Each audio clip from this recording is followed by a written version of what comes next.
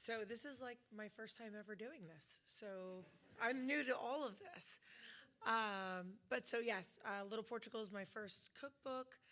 It was 3 years in the making, and that was really because I only had handwritten recipes. I'm like a very old school pen to paper kind of gal, and I loved always having like a notebook in the kitchen and writing stuff down.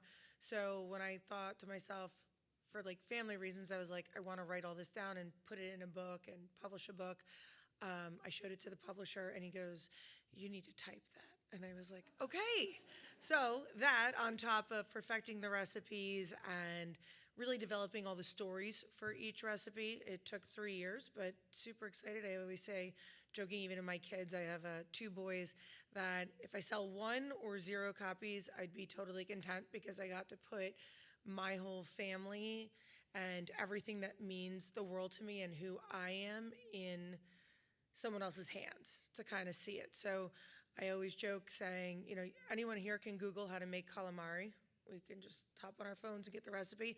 But I want you to read or buy the cookbook because I want you to see how I make the calamari that my grandmother taught me and how we learned to marinate it in milk to tenderize it and all the little tips and tricks from, my family. I apologize ahead of time when you're looking through. There's lots of awkward pictures in the beginning of me with Coke bottle glasses and short, weird haircuts, but there's a very big nostalgia with the book, and I'm just very happy that anyone came out to chat about it. So if anyone wants to chat, I'm up for chatting. Any kind of questions and answers? Go ahead.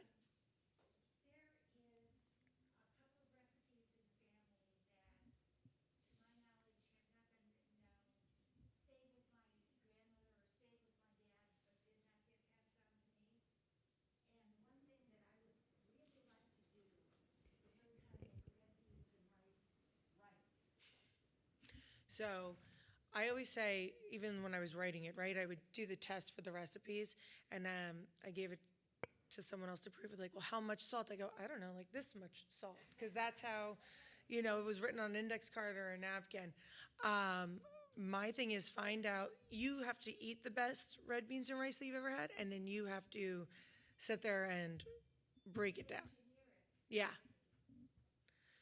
So where I learned was I grew up in a household where I'm the first generation born here, and if you wanted to hang out with my mom or my grandma, you had to be in the kitchen. My mom worked full time, and my grandma took care of me and my sister in between, and all they did was either dishes, laundry, or cook. So that was like where you found it. And if I walked in, there was a peeler handed to me or a little paring knife to clean the green beans and wash the greens. But that's how I started to learn.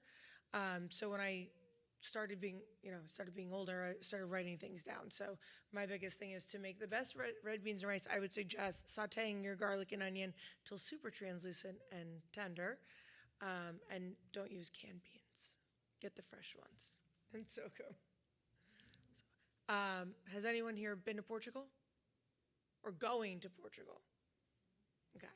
So it's the number one visited country right now for U.S. And honestly, one of the biggest cuisines that have started to finally show up here, because Italian and Greek was very prominent. Even French started to make their way. But everyone who's gone to Portugal is always like, oh, the custard cups. And I have to say, you have to be adventurous with certain food, very seafood driven. I could eat seafood and fish 7 days a week. But it is one of the most beautiful countries. And it's a country like where I'm from Jersey, and the state of Jersey, you can rent the car and just drive the whole state. You can do the same thing in Portugal. So it's very worth staying in like local places and be able to travel. But this will be a good starter point to try a couple recipes before you head on over. So you talk about seafood and fish, which we are very blessed to be so close to Lake Erie. Do you worry about like the heavy metals or all of the horrible stuff in fish? And we have a trick for you. So at heart, I am a big, tomorrow I'm actually going out to Farmer Lee Jones, and I'm a big, you grow it yourself. Small farmers have lost the ability. Same thing with butchers, fishermen. It's become very commercial, and I agree. There's a lot of issues with that. The problem is also the price you want to pay for a product. So when you look at that, how much you're going to put out of your pocket to get the top of the top or what you can afford for your family. Biggest thing for me is a lot of seafood people buy fresh and they don't know that it's already been frozen because the longevity of the boat, catching it, processing it, and then getting it on your shelves. So sometimes people are stigma is don't buy frozen fish, and I actually say sometimes it's better. Like I wouldn't buy fresh shrimp unless I knew that it was caught that morning or the night before at the market, because what's happening on these big boats is they're dry freezing them, taking them to the grocery stores, they're thawing them out, and then you get them and then you wonder why you make something and 2 days later it stays sour or already turned, because preventing that is educating our youth in what goes in our water is going to go, just like when we have hormones in food and growth is the way it's going to lead to the future. So, but seafood, I didn't think Lake Erie, like, so it's fresh fish, it's fresh water. Everything comes out of, what's the biggest fish that comes out around here? Wow, okay. That I was not expecting or ready for. I'm from the Jersey Shore. I mean, like right now, it's all about the crabs at the end of August, the little blue claws, which is there's nothing better. But yeah, we're in the central of Jersey, so it's very much our season right now. Clams, all that. Oh, so then we're taking all the meat out. We're gonna blanch them, saltwater bay leaf, a good beer, cheap beer, but in there, get them on out, pull all the meat, and then I'm gonna make a dip or add a pot like some rice, pasta, something to kind of mix them with. But definitely would make a dip. Um, so something like that. A lot of people are like, "Oh, cheese." No, I really love like um, saute some garlic, some shallots, a little bit of cream cheese, saute that down, get it kind of soft and creamy. I would just do a light Parmesan, bake it in the oven with some crostinis. Blue Claw, especially, the meat's so thin and tender that it like falls apart. That's why it's like good for a dip. If not, get a pitcher of beer on the table, roll up your sleeves, and just start going. I'm always my husband, I'm the cracker. So like any kind of, if there's lobster, see, I'm the one who cleans everything, puts it in the community plate that everyone eats. But it gives me time to sip my wine and keep working on it. So, has anyone picked up the book yet or even looked at it? Any questions? Just curious if your recipes are like from your mother, your grandmother, and back. If there are ingredients that they use that you can't find today, how would you use sub? So that's actually the whole concept of the book. Um, Old world generation recipes, very peasant countryside is where my family comes from. So we used all of the animal. I was actually literally having this conversation this morning. A lot of times you render down the fat from an animal to use instead of like olive oil and other things that are accessible. Cooking something in lard these days is not really like looked highly upon. Back in the day, like especially living on like the farmland, that's the way resource and money and everything, and flavor. That's why bacon fat is amazing. But like all of that, now I took every recipe that I had and I modernized it and I got rid of sometimes not even the legwork, but some ingredients that I could change and kind of give a clean, fresh take that anyone. My goal is to bring it back to the dinner table. It's kind of my platform, especially with my social media and the cookbook. I grew up in a household that had dinner every night around 6 or 7 o'clock at the table, and my mom was an overachiever, so there was always a salad, the bread, an entree, a side dish, and if we were good, there was either like fruit at the end or something sweet because she made something. But I've had so many parents. I have a 14 and 11-year-old that I've met. No one eats together. No one sits back at the table. So when I wrote the book, I really wanted to make it approachable so that you didn't feel like you had to go to 5 stores to make, you want to make that one recipe that you saw and you loved, and you're like, to go to 5 stores to get the ingredients. Everything is almost like grocery store level. ShopRite, you can go and pick up everything that's in the cookbook to cook it at home. So I think that it's very approachable in that way. Mostly, the only thing that people kind of stir away from is like there's a little bit of gamey. There's a rabbit, there's veal tongue, but at the same time, in all cultures, there's a lot of those kind of delicacies that there's a stigma about eating them, but then when they try it, they're like, oh, I didn't know I liked that. So I tried to make even that like welcoming to try, especially like feijoada. Period or in the book?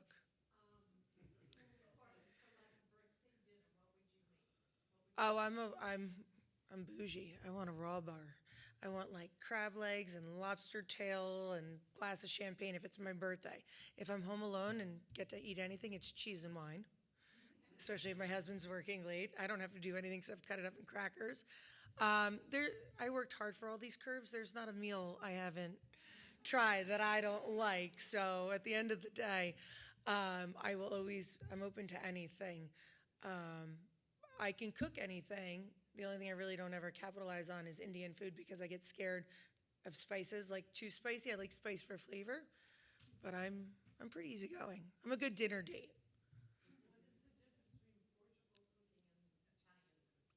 So actually, that's why I said this is so adaptable. If you're Italian, Greek, Portuguese, Spanish, people always ask, like on interviews, they're like, what are the ingredients you can't live without?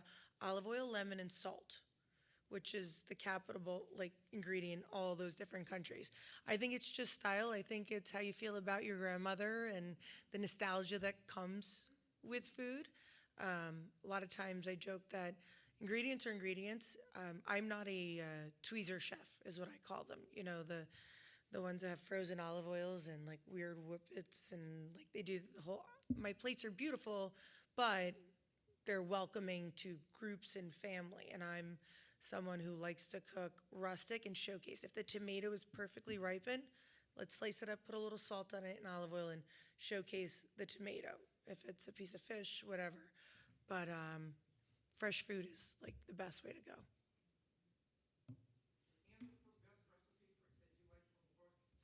From the book. So it's a running joke.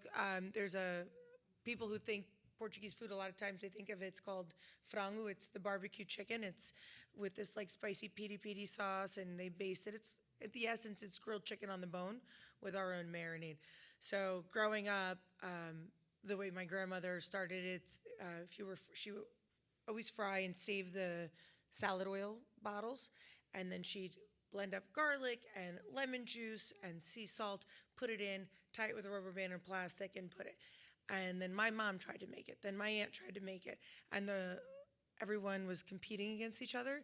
My recipe got published, so I am going to take ownership that it is the best marinade. But it is the marinade for the chicken because you can do it on chicken, fish. It's versatile. It's something that as a kid growing up, and even my kids the way they are now, they're like, it's called the moyu, the sauce. My kids always say like, I could smell the moyu. It's just raw garlic in the fridge. Like I need 2 baking soda containers in my fridge to deodorize the amount of garlic that's in there. But to do the chicken, you can put it on pork chops, shrimp, everything. It's an easy recipe.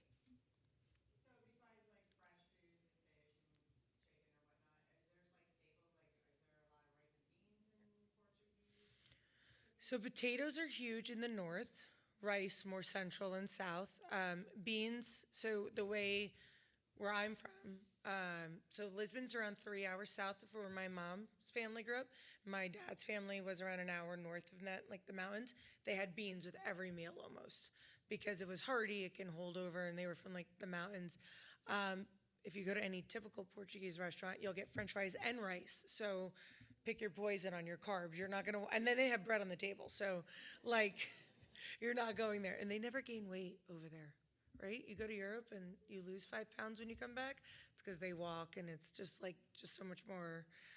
But I think the north is definitely potato driven, but not like mashed potatoes. It's like boiled potatoes with olive oil and fresh herbs, roasted potatoes, fried potatoes. But mashed potatoes would never be something that we would really have.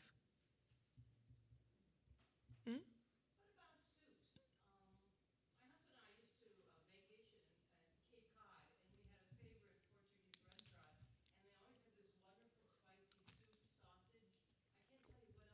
Do you have any soups in your? Oh, we have so many soups. So soups is the way my mother shows love. She doesn't say I love you. She brings a quart of like soup over to your house. So just like we have chicken noodle soup, like in the so we have something called kanja, and it's like broth with carrots and a little bit of like pastina or orzo in it. And actually, when my husband and I first started dating, his first time like we went out, he came to my apartment to pick me up, and I was making kanja. Well, we make it with the back of the chicken and chicken feet. It's very countryside. And he walked in, we've been on one other date, and he looked and he said, "Why are there children's hands in your kitchen sink coming out of the pot?" And I was like, "No, no, no, it's chicken feet." And he goes, "Why would you have chicken feet?" I was like, "Oh, I'm making soup." And I was like, "It's for the flavor, the collagen and the chicken feet, like the skin, it's all going to be cooked into there." He's like, "Oh, okay." I never thought I'd see him again. We've been together 18 years, so that's a really, he obviously liked the soup. But every Sunday is Soup Sunday, and it's the clean out the fridge. My comment always is no waste. There's never waste. If we can turn something into anything. We can make a meal out of it if it's throwing it in an omelet and scrambling some eggs. But soup is the one thing that my grandmother always did, and my mom and my family grew up very, very poor, where turnips were really appreciated because that would take the starch of a potato if they couldn't get the potatoes. If they couldn't have pasta, they would use a potato, like the versatility. So soup was the clean out drawer, but it is in the book it's called The Kitchen Sinks in there, my grandma's soup, which is beans, cabbage, elbow pasta, carrots, sausage, and chicken. So I don't even know where to go with that, but it's good.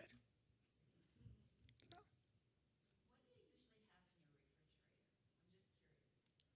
So I have OCD and I'm a type A personality. So I can close my eyes right now and open my fridge and tell you exactly where it is. We have the Greek yogurt on the right, the applesauce for my kids, always eggs, always some kind of bacon or like pancetta, because I love just to fry that up before I make anything. The dairy rollout thing is always full with cheese of all different sources. And then it's really fresh produce.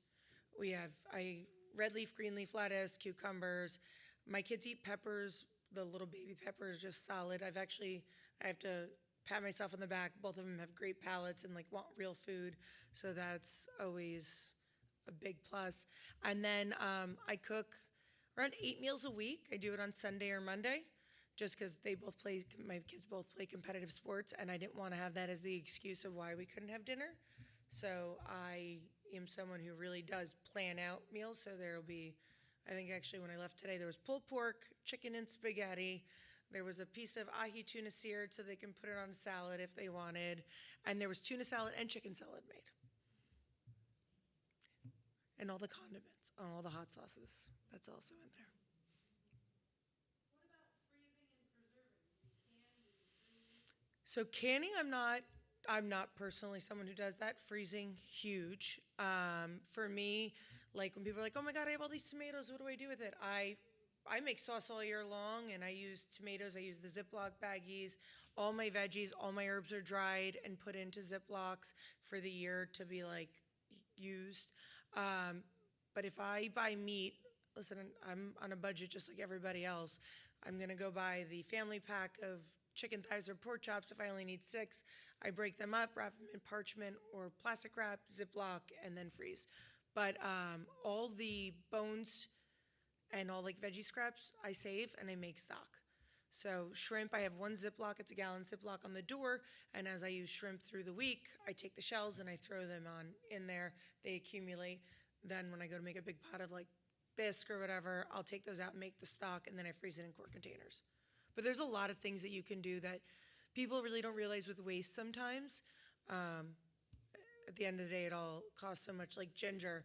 Yes, I bought the ginger to make one recipe, but now I don't need, you can only break off so much in the goods. So I shave it down and I put just a drop of water and put in ice cube trays. Freeze them, you pop them out. Next time you're cooking beef and broccoli, you take the ice cube, you throw it in your sauce, you now have it. Same thing with garlic. When it's about to get that like sticky or moldy, you take it, clean it, towel dry it, puree it, put it in an ice cube tray, freeze it. Now you can use it while you cook.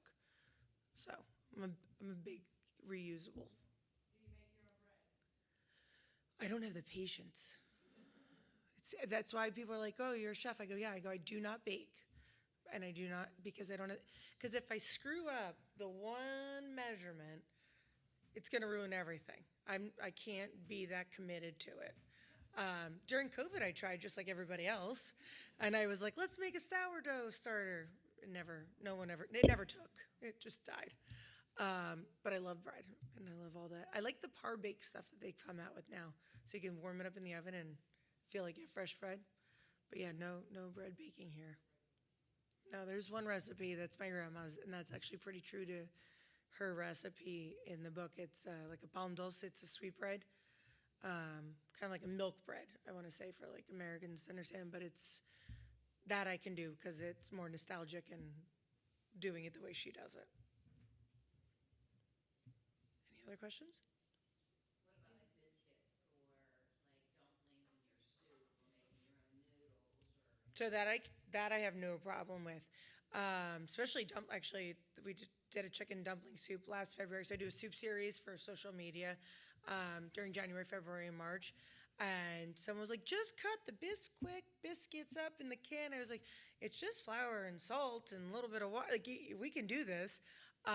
Pasta, my favorite kids' night is pizza dough and pasta night. So that I love doing. So we did until, I want to say last year. This year we only did tomatoes. But yes, growing up, and actually my garden was built through our backyard with this plywood. My grandfather was a contractor, and he came out and he goes, this is disgusting, when he saw what I had. And that afternoon I come out and he's got plywood and a saw, and he's like making a garden box out of it. But yes, cucumbers, zucchini, we take the zucchini flowers, I'll saute those up. But yeah, my mom, that was one of our biggest things, the garden. She always had two. The only thing I can't have stick is a fig tree. I've tried like 3 times because I'll eat those if I grew those all the time. Overnight, yep. And if you put a piece of ham hock in your water, it flavors your beans up even more.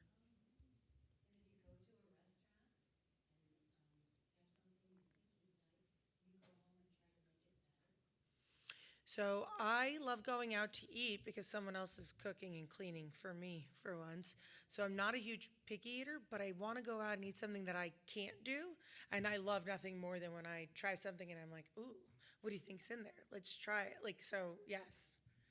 Well, that's the fun of it. We're not reinventing the wheel at the end of the day. So how do you spin it? How do you give it a fresh take? Yeah.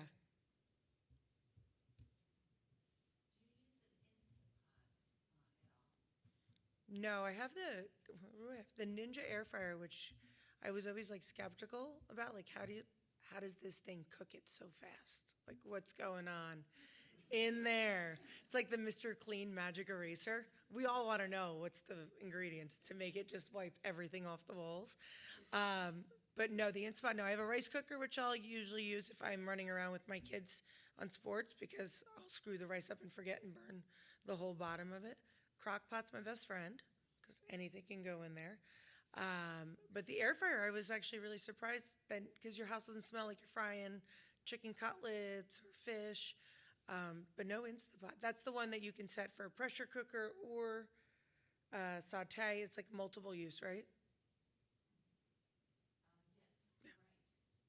Yeah, so I haven't. So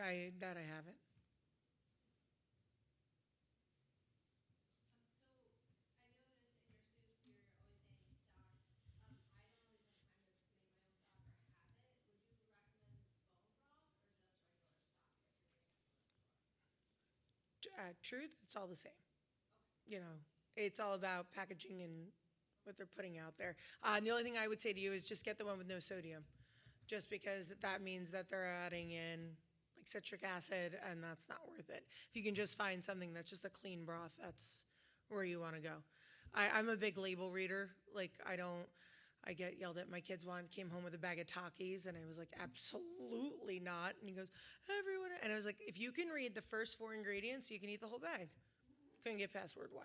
So we're like, yes.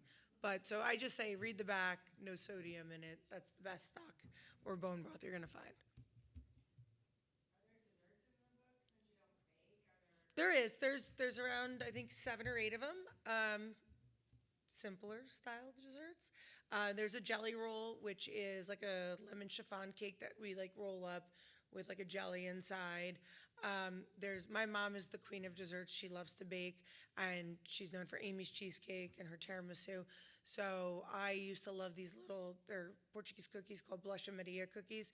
And when you were sick, like people gave saltines. I got the sweet little Triscuit cookie with like a cup of tea, and I was like, this would be better than ladyfingers. So I made my own tiramisu version to kind of like compete with my mom. But yeah, traditional stuff, very simple desserts that I used growing up. Are your kids taking an interest in the cultural recipes and the cooking? Yeah, so I'm not someone who makes 3 dinners a night. I make one.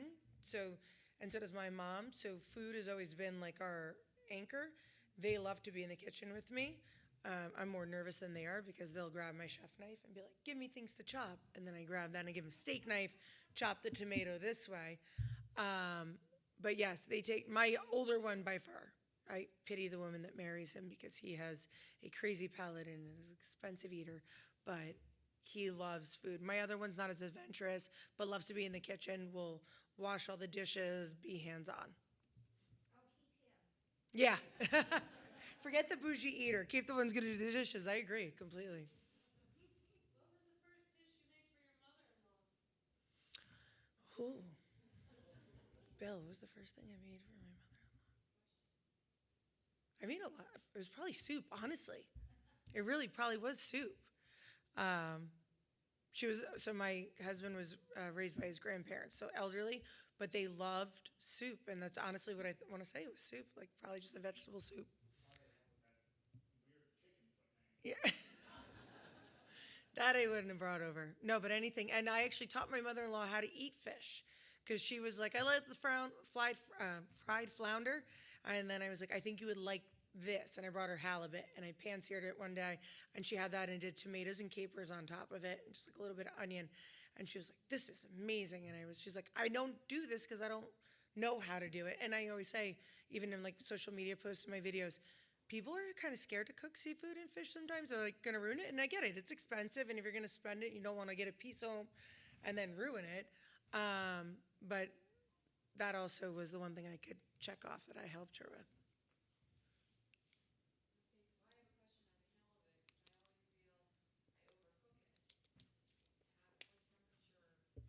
So everything's going to carry over. A fish, chicken, meat, it all carries over.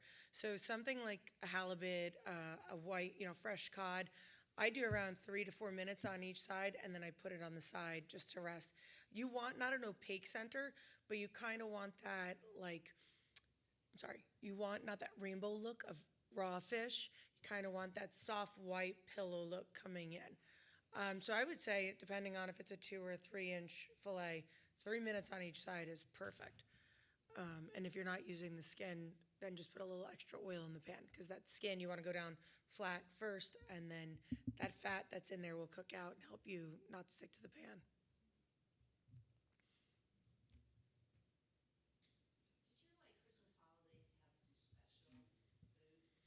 So Christmas Eve is my favorite because of the food. Like it's the Italians have 7 fishes, we have fish. So it starts with like the seafood salad. These are actually all in the book because they mean so much to me. The little codfish fritters, bolos de bacalhau, or pastel de bacalhau, depends on what part of Portugal you're from. It's shredded codfish with potatoes, olive oil, parsley, and salt, made into like little croquettes, and then fried. And like they're perfect at like room temperature.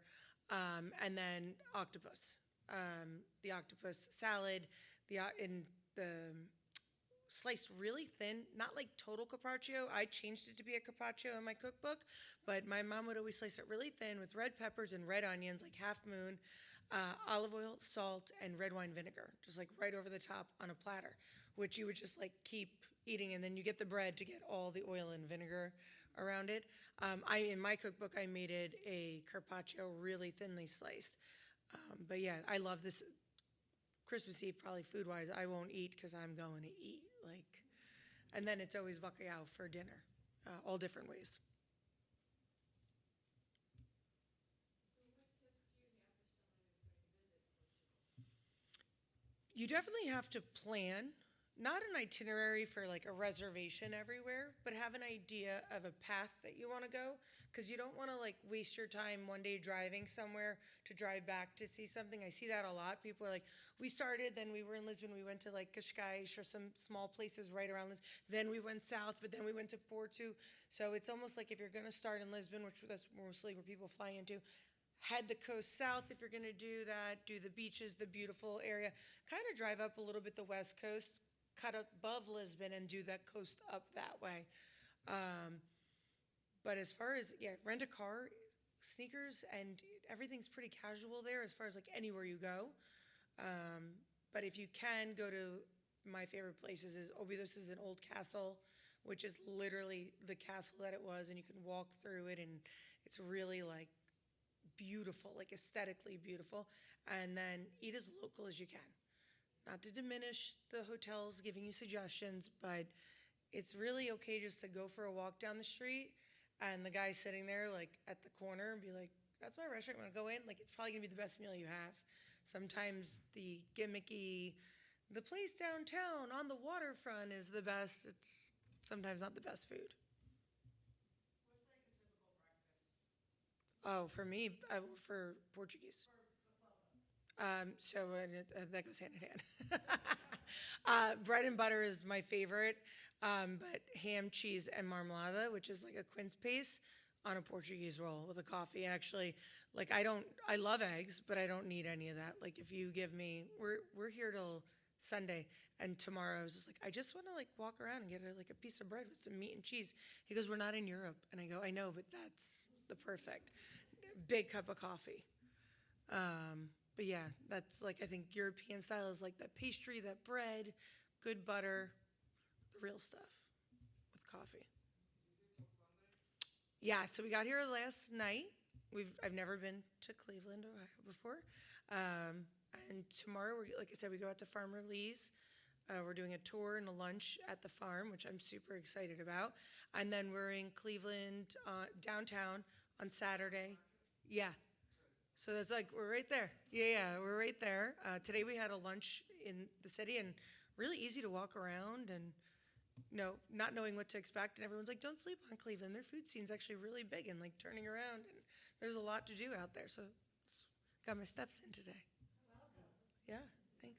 Do the desserts regionally change, like you said, beans and rice for?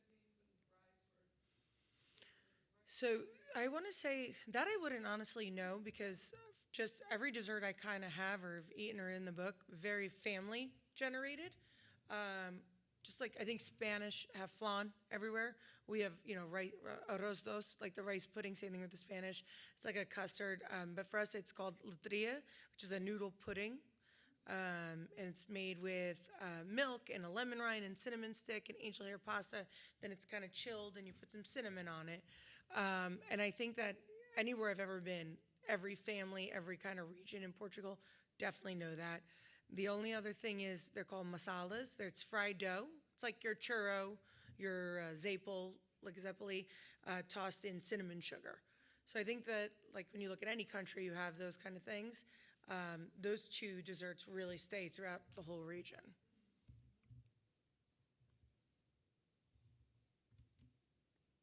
Good? I have a quick question. Yeah. Was there a recipe that was the hardest to write for this cookbook? Feijoada. There's two versions. It's a white and a red.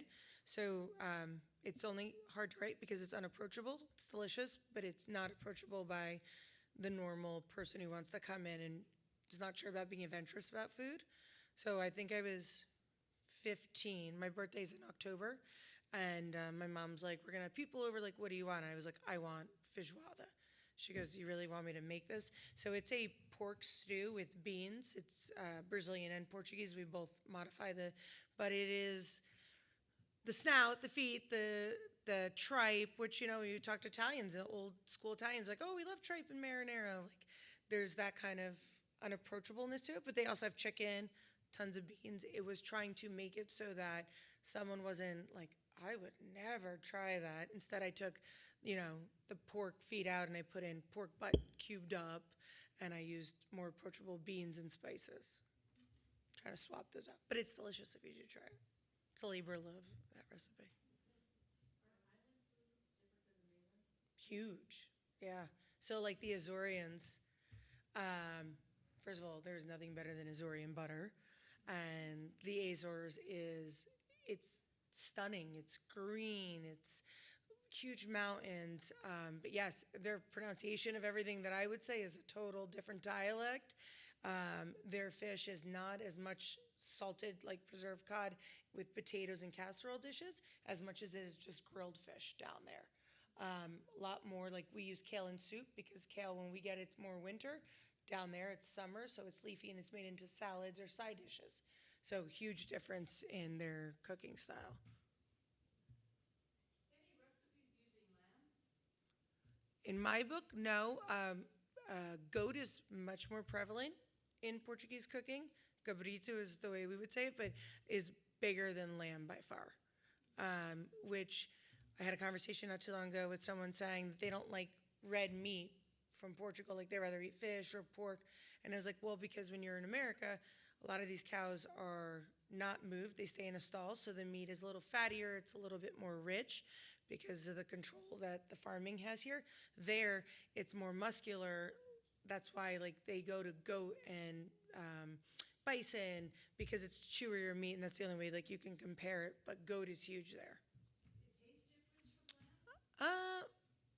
It's all about what they're fed. I mean, it's a little gamey, but yeah, I would say same playing field, which it's just bigger meat. Like they do where my dad's from, it's like goat leg, goat like roasted like lamb kind of thing, the shank with potatoes, tomatoes covered with foil with big parts of onions, red wine for 8 hours. You take it off and the meat's falling off. Yeah, it's that version, same thing. Osambuco, the slow, tender, roasted meats. Besides Portuguese food, what other cuisines do you like German food, Italian, Chinese, Ethiopian, anything like that, or how? I like it all. My only thing is I would love to do spicy. Spicy doesn't do me. It's like a hate relationship. I like flavor of spices. I just don't like heat. I mean, if like Greek food. I love eggplant. I love tomatoes, olive oil, any kind of fresh cheeses. So all that, total wheelhouse. Actually, when I was in Chicago, part of the tour, we ate at this Ethiopian restaurant, and they brought out this whole dish was this side, and I was like nervous about it at first because I was like, how is this all gonna mix in here? And it was phenomenal. So like, I'm open to try anything. I have it on my phone, so I can get it for you. But yeah, really good. I was just today down at a coffee place, down in Akron's house, and they have Ethiopian food there, and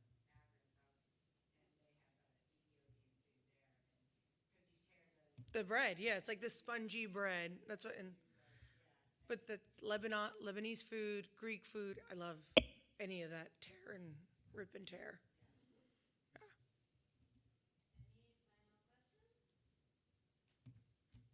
Any final questions? All right, thank you so much. No, thank you guys for having me. I really appreciate it.